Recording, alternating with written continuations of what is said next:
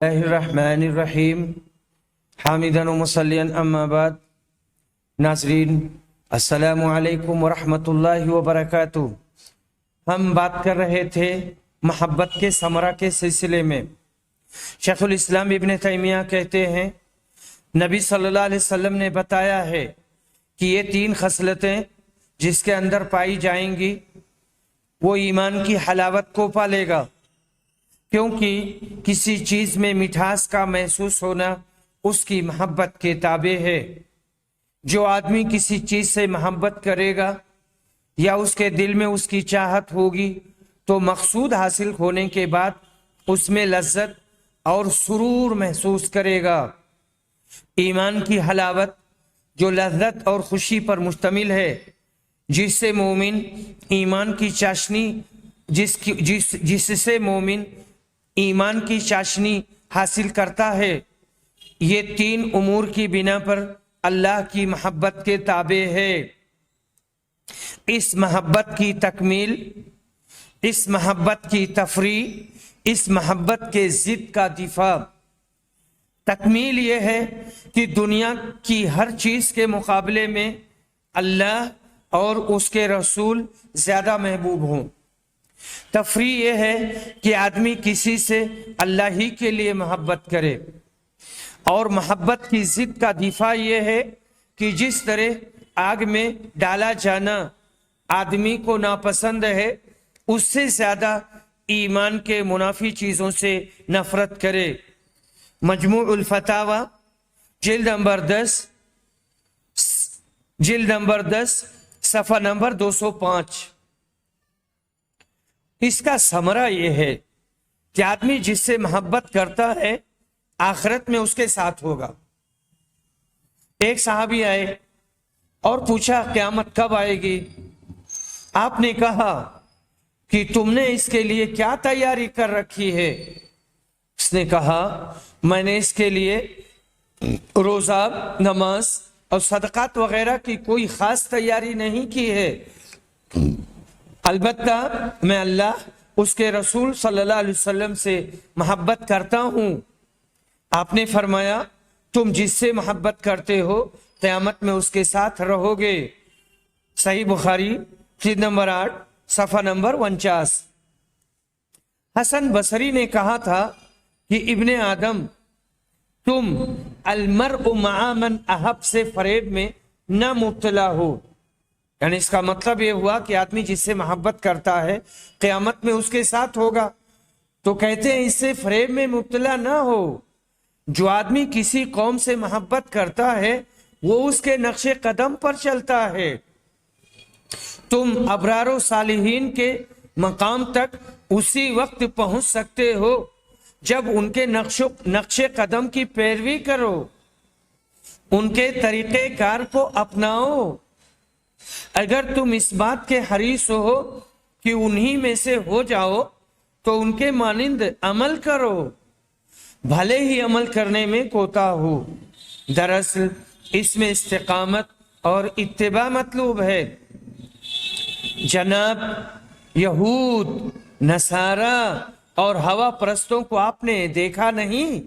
یہ لوگ اپنے نبیوں سے محبت کرتے ہیں لیکن ان کے ساتھ نہیں ہوں گے، کیونکہ انہوں نے قول و فعل میں ان کی مخالفت کی اور ان کے طریقہ کار کو چھوڑ کر دوسرا راستہ اپنا لیا، اس لیے ان کا ٹھکانہ جہنم ہوگا۔ اللہ ہم کو جہنم سے بچائے۔ استنشاق و نسیم الانس ابن رجب صفحہ نمبر 87۔ اب ہم یہاں اتباع کا تذکرہ کریں گے۔ اس میں 3 بحثیں ہیں۔ اتباع کا مفہوم، رسول صلی اللہ علیہ وسلم کی اطاعت واجب، اتباع کے مظاہر۔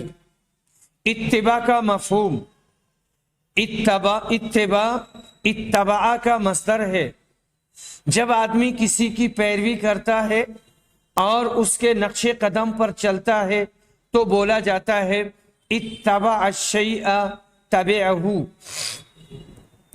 اور کہتے ہیں کہ موجم و مقایس اللغہ میں ہے تبعہ کا معنی ہوتا ہے التلو القفو، کسی کے پیچھے چلنا۔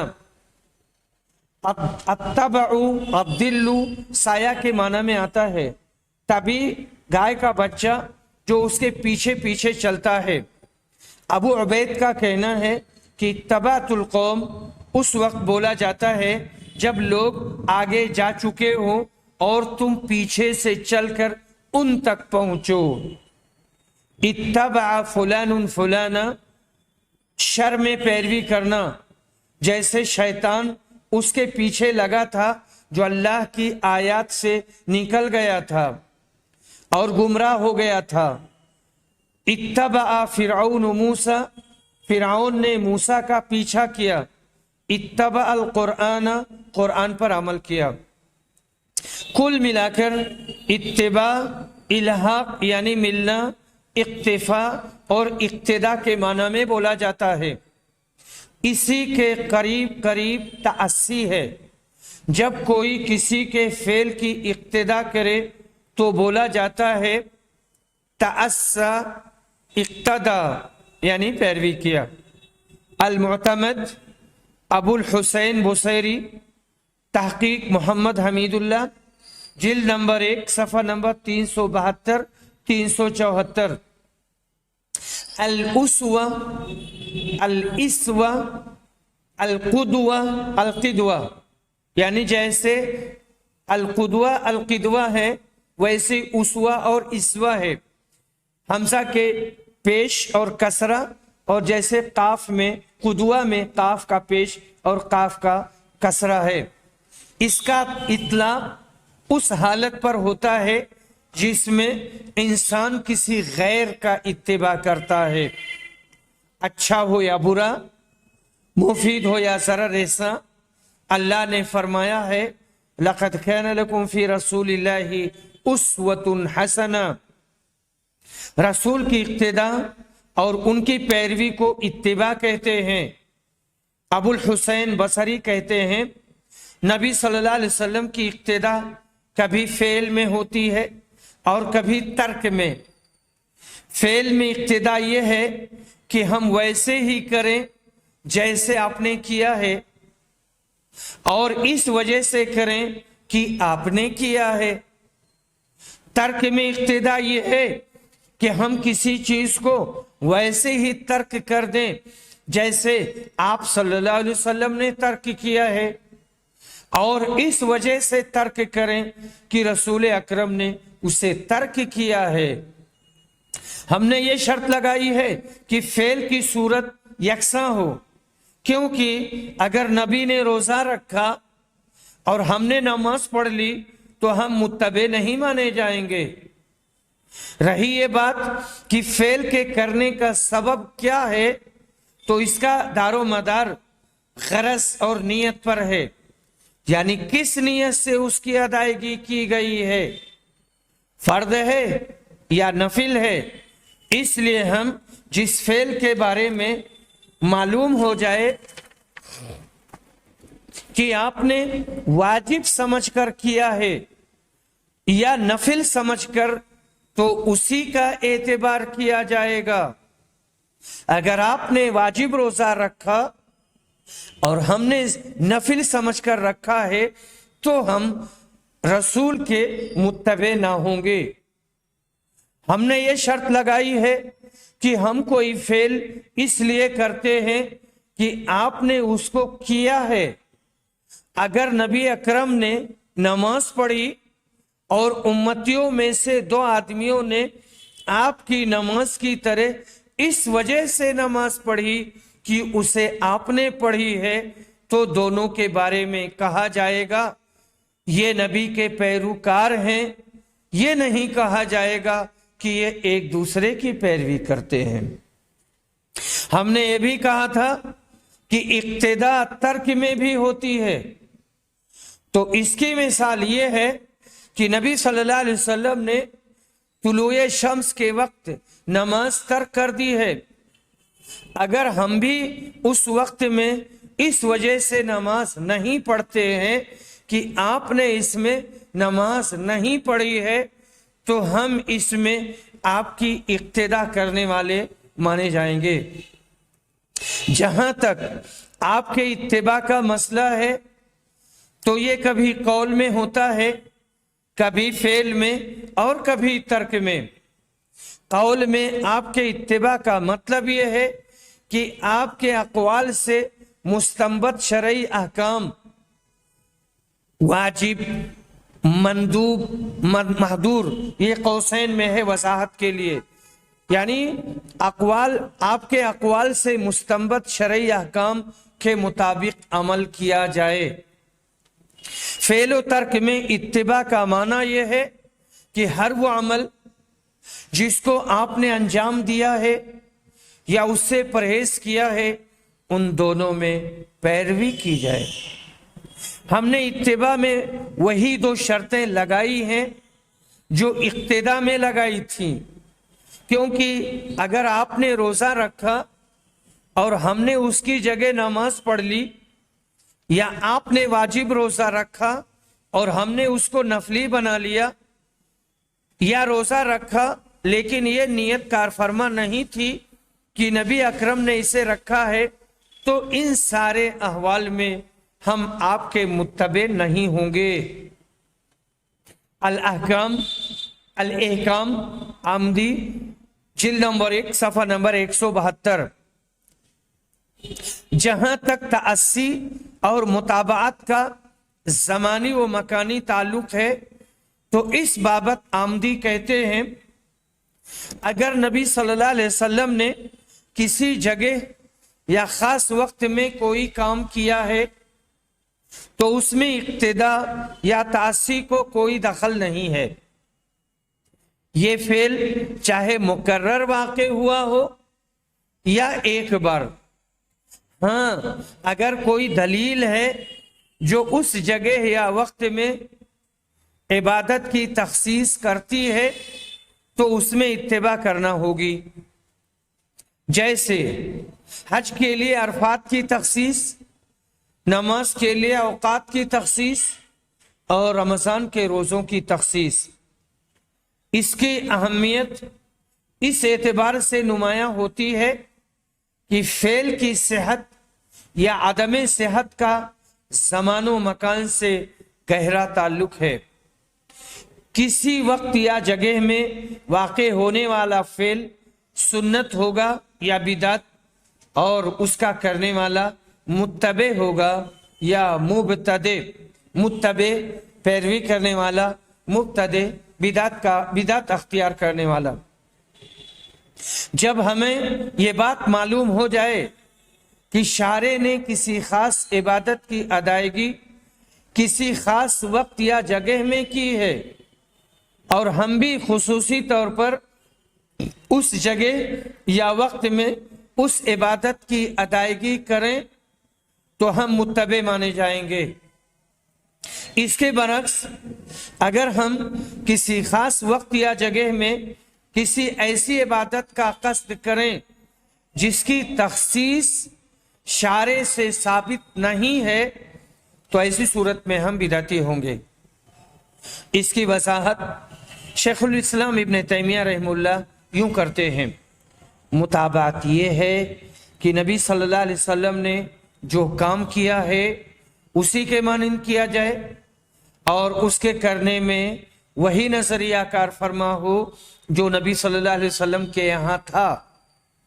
اگر کوئی کام آپ نے عبادت کے طور پر کیا ہے تو ہمارے لیے اسے عبادت کے طور پر کرنا مشروع ہوگا۔ اگر آپ کسی وقت یا جگہ میں خصوصی طور پر عبادت کرتے تھے تو ہم بھی ویسے ہی کریں گے۔ جیسے آپ خانہ کعبہ کا طواف کرتے تھے، حجر اسود کو بوسہ دیتے تھے، مقام ابراہیم کے پیچھے نماز پڑھتے تھے، مسجد نبوی میں ایک کعبے کے پیچھے قصدن جا کر نماز پڑھتے تھے، قصدن صفا و مروہ پر چڑھتے تھے اور وہاں دعا کرتے تھے، اسی طرح عرفہ اور مزدلفہ میں جاتے تھے۔ اس کے برعکس اگر آپ نے اتفاقی طور پر کوئی کام کیا ہے، جیسے کسی جگہ پڑاؤ ڈالا اور وقت ہونے پر یہاں نماز کی ادائیگی کی، لیکن اس جگہ کی خصوصیت کی وجہ سے آپ نے نماز نہیں پڑھی تھی، تو اگر ہم خصوصی طور پر اس جگہ آ کر نماز پڑھیں یا پڑاؤ ڈالیں تو اس میں ہم آپ کے متبع نہ ہوں گے، بلکہ یہ وہی بدعت ہے جس سے حضرت عمر نے روکا تھا۔ مارور بن سوید روایت کرتے ہیں کہ ایک بار حضرت عمر ایک کے ساتھ میں سفر میں تھا، انہوں نے فجر کی نماز ادا کی، پھر ایک جگہ آپ تشریف لائے، اس کے بعد لوگ ان کے پاس آنے لگے اور کہنے لگے یہاں پر نبی صلی اللہ علیہ وسلم نے نماز پڑھی ہے۔ حضرت عمر نے کہا کہ اہل کتاب اس لیے ہلاک ہوئے تھے کہ اپنے انبیاء کے آثار کو تلاش کر کے اس مقام کو گرجا گھر اور کنیسہ بنا لیا تھا۔ اگر کسی کی نماز باقی ہے یا نماز کا وقت ہو گیا ہے تو وہ یہاں نماز پڑھے، ورنہ چلتا بنے۔ اقتضاء الصراط المستقیم ابن تیمیہ جلد نمبر 2 صفحہ نمبر 44۔ نبی صلی اللہ علیہ وسلم نے اس مقام پر کسی خصوصیت کی بنا پر نماز نہیں پڑھی تھی، بلکہ آپ نے اس وجہ سے نماز ادا کی تھی کہ آپ یہاں اترے تھے۔ حضرت عمر نے یہ محسوس کیا کہ یہ فعل صورتاً آپ کے فعل کے مشابہ ہے، لیکن قصد و ارادے میں مختلف ہے اور یہ مطابعت نہیں ہے۔ اس مقام پر خصوصی طور پر جا کر نماز پڑھنا اہل کتاب کی اس بدعت کے مانند ہے جس کی وجہ سے یہ لوگ ہلاک ہوئے تھے، اور ہماری شریعت میں یہود و نصارہ کی مشابہت سے روکا گیا ہے۔ اس طرح اس کا کرنے والا صورت اور شکل میں نبی صلی اللہ علیہ وسلم کی مشابہت اختیار کرتا ہے، لیکن قصد و ارادہ میں یہود و نصارہ کے مشابہ ہے۔ القاعدۃ الجلیلہ ابن تیمیہ صفحہ نمبر 105-106۔ نبی صلی اللہ علیہ وسلم کے افعال اصولیوں کے یہاں بنیادی طور پر افعال نبی کی 3 قسمیں ہیں۔ نمبر 1 جبلی افعال یعنی فطری افعال، جیسے اٹھنا، بیٹھنا، کھانا، پینا وغیرہ۔ آپ اور آپ کی امت کے حق میں یہ امور مباح ہیں۔ اس قسم کے افعال میں تعصی اور اقتداء واجب نہیں ہے۔ جمہور اہل علم کا یہی موقف ہے۔ ارشاد الفحول علامہ شوکانی صفحہ نمبر 35۔ ہاں، اگر ان جبلی افعال کی ہیئت اور کیفیت کے سلسلے میں سنت سے کوئی رہنمائی ملتی ہے تو اس کا حکم اباحت سے وجوب یا ندب کی طرف منتقل ہو جائے گا، جیسا کہ فقہا کے ہاں یہ بات معلوم اور معروف ہے۔ مثال کے طور پر داہنے ہاتھ سے کھانا کھانا، بیٹھ کر پانی پینا، داہنے کروٹ سونا وغیرہ۔ بعض لوگوں کا کہنا ہے کہ اس قسم کے افعال میں نبی کی اقتداء مندوب ہے۔ حضرت عبداللہ بن عمر رضی اللہ عنہما اس قسم کے افعال کا تتبع کرتے تھے اور اس قبیل کی جتنی چیزیں آپ سے صادر ہوئی ہیں اس کے اتباع میں بڑے حریص تھے، بھلے ہی آپ نے اس فعل کو اتفاقاً کیا ہو، اس کا قصد و ارادہ نہ کیا ہو۔ البتہ جمہور صحابہ اس کے بالکل خلاف تھے، جیسا کہ علامہ ابن تیمیہ نے بیان کیا ہے کہ مطابعت میں اصل یہ ہے کہ ہم اس فعل کو کریں جسے رسول صلی اللہ علیہ وسلم نے کیا ہے اور اسی نیت سے کریں جس ارادے سے آپ نے کیا ہے، چاہے وہ فعل مباح ہو یا واجب یا مندوب، جب تک وہ فعل آپ کی خصوصیات کے ضمن میں نہ آئے کہ یہ فعل صرف آپ کے لیے ہے، امت اس کو نہیں کر سکتی۔ نمبر 2 وہ افعال جن کے بارے میں معلوم ہے کہ یہ آپ کی خصوصیات میں سے ہیں۔ اصولیوں نے نبی صلی اللہ علیہ وسلم کے ساتھ خاص افعال کو تفصیل سے بیان کیا ہے۔ ان میں سے بعض آپ کے لیے مباح ہیں، بعض واجب اور بعض حرام، بعض متفق علیہ ہیں اور بعض مختلف فی۔ مباح کی مثال یہ ہے کہ آپ کے لیے بیک وقت 4 سے زائد آزاد عورتوں سے شادی کرنا اور ان سے عقد کرنا، بنا مہر کے نکاح کرنا جیسے نکاح موہوبہ۔ واجب کی مثال یہ ہے کہ آپ پر تہجد فرض تھا۔ حرام کی مثال یہ ہے کہ آپ کا صدقہ لینا حرام تھا۔ اسی طرح خراب اور ناپسندیدہ خوشبو والی چیز آپ نہیں کھاتے تھے اور نہیں تناول فرماتے تھے، جیسے لہسن اور پیاز۔ یہ امور آپ کے ساتھ خاص ہیں۔ علامہ شوکانی کہتے ہیں صحیح یہ ہے کہ جن چیزوں کے بارے میں یہ صراحت آ گئی ہے کہ وہ آپ کے ساتھ خاص ہیں تو ان میں کسی کی اقتدا قطعاً درست نہیں۔ ہاں اگر شریعت اجازت دے دے تو دوسری بات ہے۔ یہاں پر علامہ شوکانی ان لوگوں کی تردید کر رہے ہیں جو یہ کہتے ہیں کہ آپ کے ساتھ مخصوص واجبات اور محرمات میں آپ کی اقتدا کرنی مستحب ہے، البتہ مباحات میں جائز نہیں۔ مثال کے طور پر اگر آپ فرمائیں کہ یہ کام میرے اوپر واجب ہے اور تمہارے لیے مندوب ہے تو یہ کام ہم کریں گے، اس وجہ سے نہیں کہ آپ پر واجب ہے بلکہ اس وجہ سے کہ آپ نے یہ بتایا ہے کہ یہ تمہارے لیے مندوب ہے۔ اور اگر آپ نے فرمایا کہ یہ میرے لیے مباح ہے یا حلال ہے اور اس سے زیادہ آپ نے کچھ نہیں کہا تو ہمارے لیے جائز نہ ہوگا کہ ہم یہ کہیں کہ وہ ہمارے لیے مباح یا حلال ہے۔ اگر آپ اس طرح کہیں یہ صرف میرے اوپر حرام ہے اور یہ نہیں کہا کہ تمہارے لیے حلال ہے تو اس فعل سے پرہیز کرنے میں حرج نہیں۔ لیکن اگر یوں فرمائیں یہ میرے اوپر حرام ہے اور تمہارے لیے جائز ہے تو اس فعل سے پرہیز درست نہ ہوگا، کیونکہ ترک حلال پرہیزگاری نہیں ہے۔ ترک حلال کا مطلب یہ ہوا کہ حلال چیز کو چھوڑ دینا۔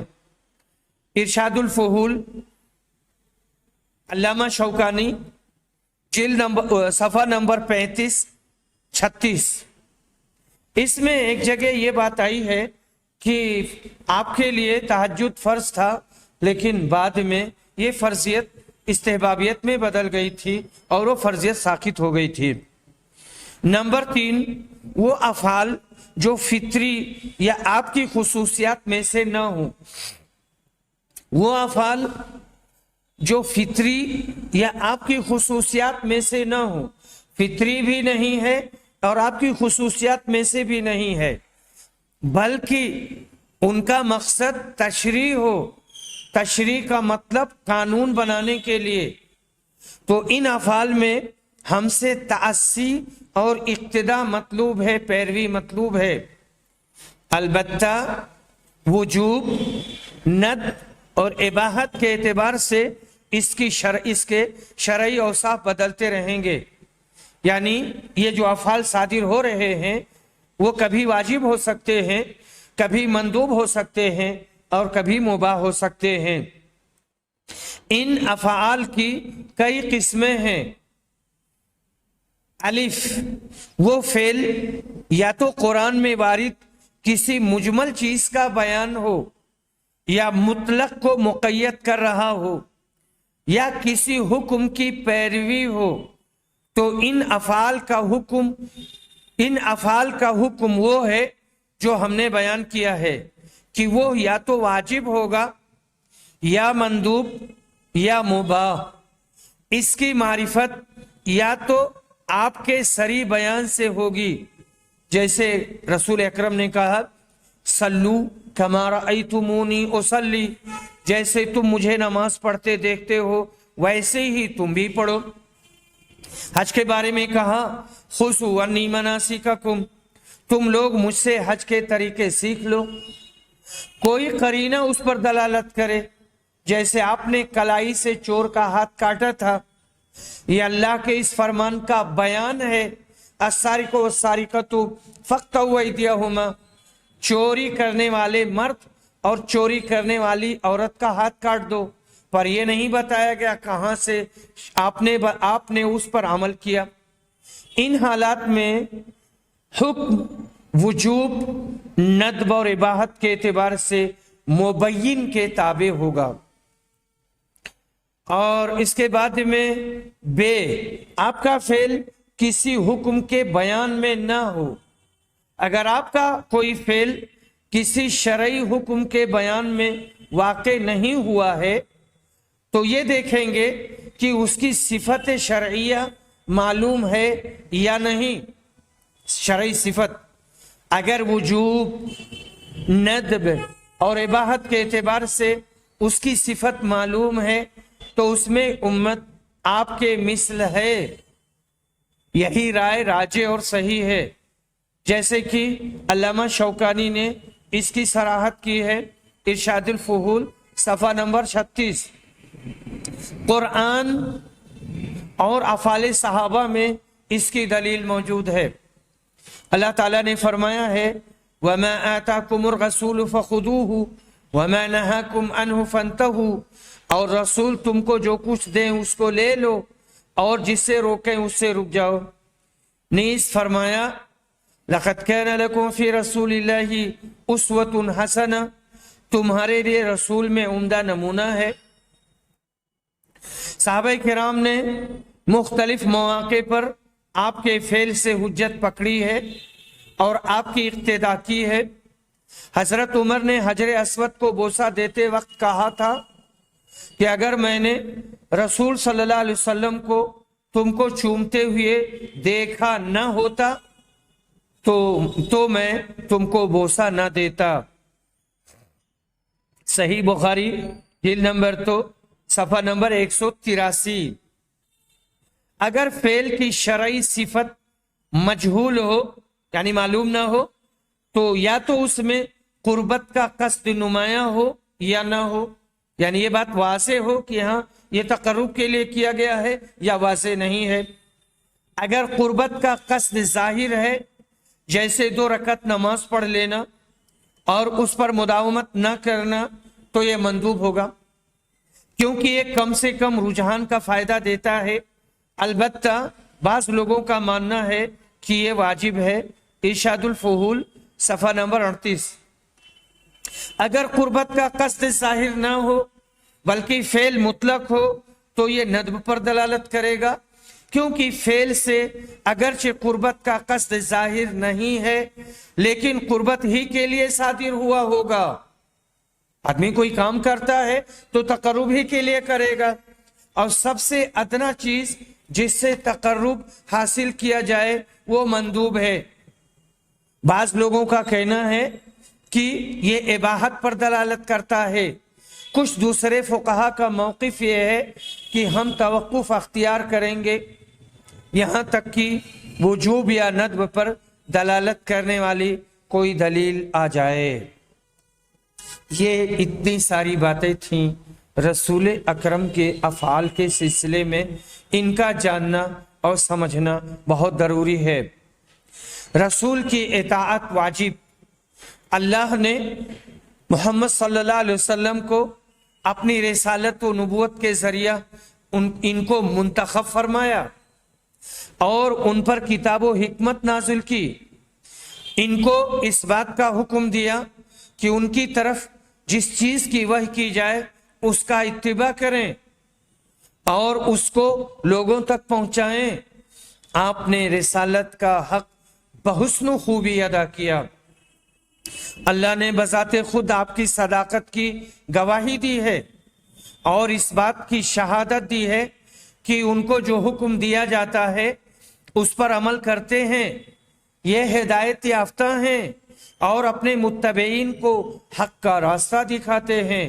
اللہ نے سورہ شورى میں فرمایا ہے وَكَذَلِكَ أَوْحَيْنَا إِلَيْكَ رُوحًا مِّنْ أَمْرِنَا مَا كُنْتَ تَدْرِي مَا الْكِتَابُ وَلَا الْإِيمَانُ وَلَكِنْ جَعَلْنَاهُ نُورًا نَهْدِي بِهِ مَن نَّشَاءُ مِنْ عِبَادِنَا وَإِنَّكَ لَتَهْدِي إِلَى صِرَاطٍ مُّسْتَقِيمٍ صِرَاطِ اللَّهِ الَّذِي لَهُ مَا فِي السَّمَاوَاتِ وَمَا فِي الْأَرْضِ أَلَا إِلَى اللَّهِ تَصِيرُ الْأُمُورُ سورہ شورى آیت نمبر 52-53۔ اور اسی طرح ہم نے تمہاری طرف روح کو اتارا ہے، اس سے پہلے نہیں جانتے تھے کہ کتاب اور ایمان کیا چیز ہے، لیکن ہم نے اسے نور بنایا اور اس کے ذریعہ اپنے بندوں میں جسے چاہتے ہیں ہدایت دیتے ہیں۔ بے شک تم سیدھے راستے کی طرف رہنمائی کرتے ہو اس اللہ کے راہ کی جس کی ملکیت میں آسمان اور زمین کی ہر چیز ہے۔ آگاہ رہو سب کام اللہ ہی کی طرف پلٹتے ہیں۔ آپ کی یہ ذمہ داری ہے کہ آپ دین کے مبلغ ہیں، عامر اور ناہی ہیں۔ عامر کا مطلب حکم دینے والے اور ناہی کا مطلب روکنے والے اور منع کرنے والے۔ صراط مستقیم کی طرف رہنمائی کرتے ہیں۔ جو آپ پر ایمان لایا وہ اللہ پر ایمان لایا، جس نے آپ کی اطاعت کی اس نے اللہ کی اطاعت کی، جس نے آپ کی باتوں کو قبول کیا اس نے اللہ کی باتوں کو قبول کیا۔ اسی لیے اللہ نے بندوں کو آپ کی اطاعت کا حکم دیا ہے اور ان پر آپ کے احکام کا اتباع اور خبروں کی تصدیق واجب قرار دی ہے، اور آپ کی مخالفت اور نافرمانی سے ڈرایا ہے۔ ہر وہ آدمی جو آپ پر ایمان رکھتا ہے اس پر آپ کی اطاعت کو فرض قرار دیا ہے۔ اللہ اور رسول صلی اللہ علیہ وسلم کے فیصلے کے بعد کسی بھی معاملے میں کسی مومن کو کوئی اختیار نہیں ہے ان کے حکم کے سامنے جبین نیاز خم کرنا ہوگا اور اسے من وعن قبول کرنا ہوگا۔ اس کے وجوب، تاکید، اہمیت اور فضیلت کی بابت قرآن میں بہت سی آیتیں وارد ہوئی ہیں، ان میں سے چند آیات کو ہم پیش کر رہے ہیں۔ سورہ انفال میں اللہ نے فرمایا یا ایھا الذین آمنوا اطیعوا اللہ ورسولہ ولا تولوا عنہ وانتم تسمعون۔ سورہ انفال آیت نمبر 20۔ ایمان والو اللہ کا اور اس کے رسول کا کہنا مانو اور اس کا کہنا ماننے سے روگردانی نہ کرو اور تم سن لیتے ہی ہو۔ نیز فرمایا یا ایھا الذین آمنوا اطیعوا اللہ واطیعوا الرسول ولا تبطلوا اعمالکم۔ سورہ محمد آیت نمبر 33۔ اے ایمان والو اللہ کی اطاعت کرو اور رسول کا کہنا مانو اور اپنے اعمال کو غارت نہ کرو۔ سورہ نور میں فرمایا وَإِن تُطِيعُوهُ تَهْتَدُوا وَمَا عَلَى الرَّسُولِ إِلَّا الْبَلَاغُ الْمُبِينُ۔ سورہ نور آیت نمبر 54۔ اگر تم رسول کی اطاعت کرو گے تو ہدایت پاؤ گے، رسول کے ذمہ تو صرف صاف طور پر پہنچا دینا ہے۔ اسی طرح فرمایا وَمَن يُطِعِ اللَّهَ وَرَسُولَهُ فَقَدْ فَازَ فَوْزًا عَظِيمًا۔ اور جو بھی اللہ اور اس کے رسول کی تابعداری کرے گا وہ عظیم کامیابی سے سرفراز ہوگا۔ سورہ نساء میں فرمایا یا ایھا الذین آمنوا اطیعوا اللہ واطیعوا الرسول واولی الامر منکم فإن تنازعتم فی شیء فردوه الی اللہ والرسول ان کنتم تؤمنون باللہ والیوم الآخر ذلک خیر واحسن تأویلا۔ اے ایمان والو اللہ کی اطاعت کرو، رسول کی فرما برداری کرو اور اپنے حاکموں کی۔ اگر تم کسی چیز میں اختلاف کر بیٹھو تو اسے اللہ یعنی قرآن اور رسول یعنی حدیث کی طرف پلٹا دو۔ اگر تم اللہ اور یوم آخرت پر ایمان رکھتے ہو یہ بہتر ہے اور اس کا انجام بہت اچھا ہے۔ وآخر دعوانا ان الحمد للہ رب العالمین۔